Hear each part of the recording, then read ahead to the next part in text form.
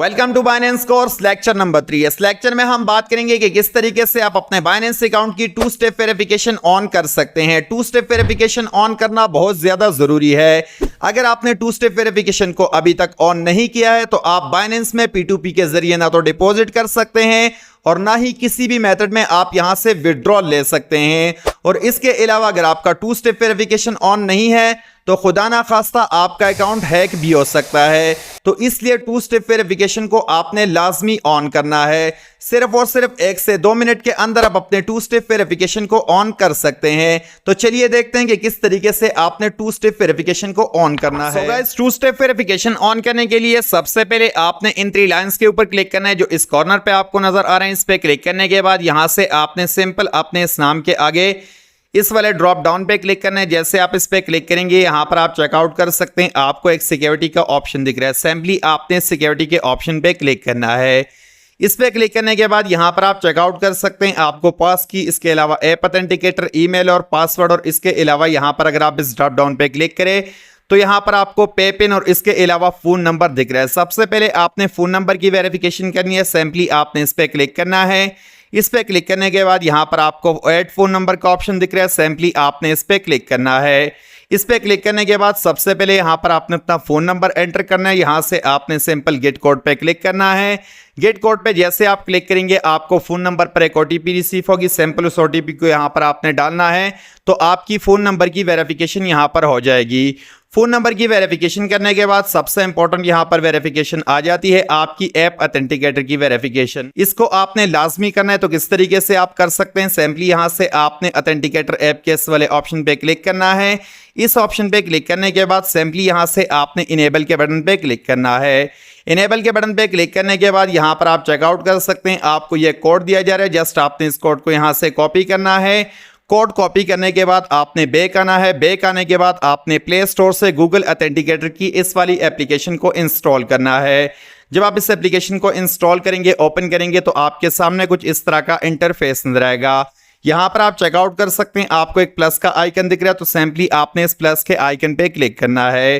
Plus के icon पे click करने के बाद यहां पर आपने एंटर सेटअप की पे क्लिक करना है। एंटर सेटअप की पे क्लिक करने के बाद जिस कोड को आपने वहां से कॉपी किया था सिंपल आपने उस कोड को यहां पर इस की वाले ऑप्शन में पेस्ट कर देना है और यहां पर आपने लिख लेना है बाइनेंस। तो मैंने ऑलरेडी यहां पर एक बाइनेंस का लगाया तो मैं इसके साथ बाइनेंस 1 लिख लेता हूं।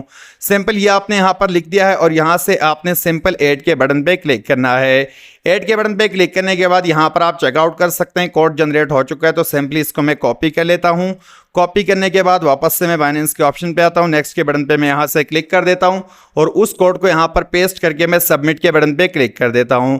तो सबमिट के बटन पे क्लिक करने के बाद यहां पर आप चेकआउट कर सकते हैं कि हमारी ये ऐप ऑथेंटिकेटर की वेरिफिकेशन जो है यहां पर लग चुकी है। इसके अलावा तीसरी वेरिफिकेशन यहां पर आपने पास की करनी है। सिंपली आपने इस पास की वाले ऑप्शन पे क्लिक करना है। पास की वाले ऑप्शन पे क्लिक करने के बाद यहां से आपने ऐड पास की के बटन पे क्लिक करना है। ऐड पास की के बटन पे क्लिक करने के बाद यहां से आपने फिर से जो है इस पास की वाले ऑप्शन पे क्लिक करना है।